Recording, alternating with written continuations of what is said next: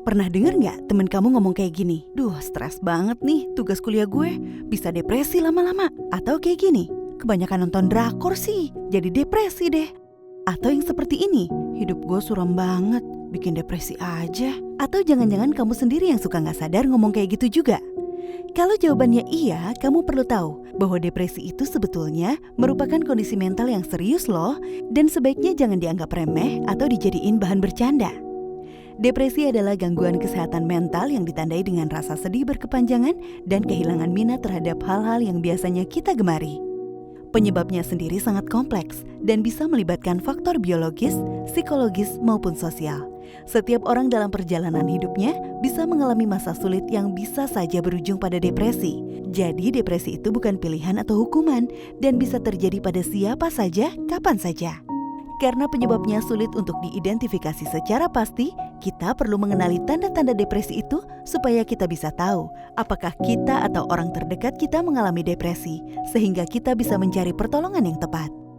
Oh ya, depresi berbeda ya dengan perasaan sedih atau murung yang biasa kita alami. Perasaan sedih atau murung biasa bisa saja hilang dengan sendirinya, tergantung perubahan suasana hati atau kondisi eksternal. Sementara depresi adalah kondisi medis yang bisa terus-menerus kita rasakan selama tidak ditangani, sama kayak sakit gigi atau luka fisik.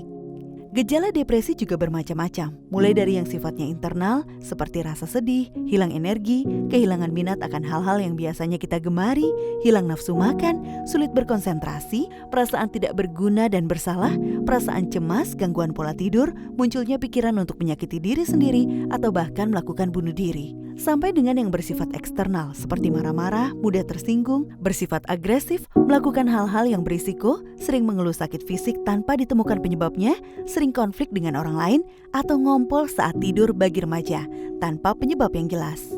Kalau kamu memiliki minimal 5 perasaan-perasaan negatif tersebut dan kondisinya berlangsung sampai lebih dari 2 minggu, maka kamu mungkin mengalami depresi.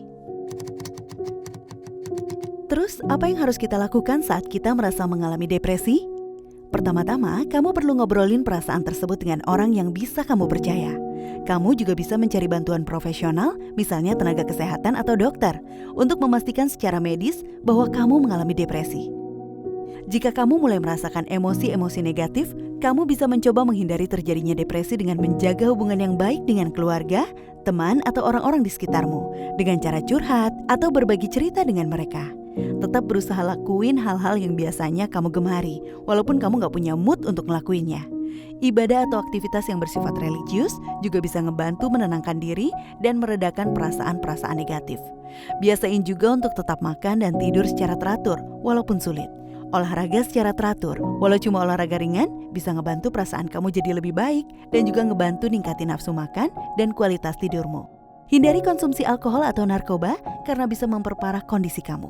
Waspadai pikiran-pikiran negatif yang muncul dan coba sebisa mungkin untuk gak terus-terusan mengkritik atau menyalahkan diri secara berlebihan.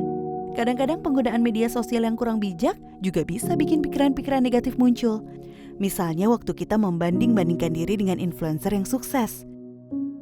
Coba untuk selalu bersyukur. Dan biasain untuk kasih semangat dan ngucapin selamat sama diri kamu sendiri atas semua yang sudah kamu capai dan dapatkan. Nah, kemudian bagaimana kalau ada orang dalam lingkaran terdekat kita yang kelihatannya mengalami depresi? Misalnya teman atau anggota keluarga kita sendiri. Pertama, kita harus siap untuk jadi pendengar yang baik bagi mereka. Jangan perlakukan mereka secara berbeda. Dengerin curhatan mereka dan jangan sekali-kali menghakimi atau nyepelein perasaan mereka. Kalau kamu sendiri belum pernah mengalami depresi, jangan bandingin perasaan mereka dengan pengalaman kamu sendiri yang pernah ngerasa sedih atau terpuruk. Karena memang beda. Kalau mereka ngerasa malu dengan perasaan mereka, ingetin mereka bahwa depresi adalah kondisi medis sama aja kayak asma atau diabetes yang butuh pengobatan supaya bisa sembuh. Depresi juga bukan kelemahan atau masalah kepribadian yang harus mereka atasi sendiri. Akan lebih baik kalau kamu bisa mendorong dan ngebantu mereka untuk mencari pertolongan secara profesional. Misalnya, membantu mencarikan nomor kontak tenaga kesehatan.